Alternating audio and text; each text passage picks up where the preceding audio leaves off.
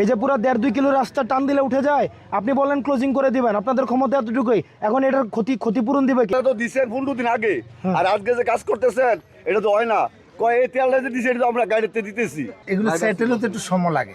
এই আপনি এই সেটেল হতে কি সময় লাগে? আপনি 2 দিনের রাস্তা যদি আপনার টান দিয়ে এইখানে দেখেন তো, এখানে কি আছে? এটা আপনি এখানে কিছু দিচ্ছেন? আপনি এখানে কিছু দিচ্ছেন?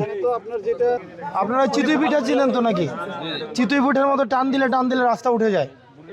সরকার বাজেট দিচ্ছে 40 মিলি, ওখানে করতেছে 22 থেকে 25 মিলি, এবং আপনারা তো দেখছেনই যে কিভাবে টান দিয়ে রাস্তা উঠে যায়।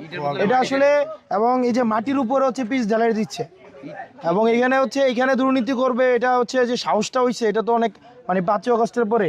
ওই কন্ট্রাক্টরটা কই? আপনি কই? সিরাজগঞ্জের ওই লোক কই?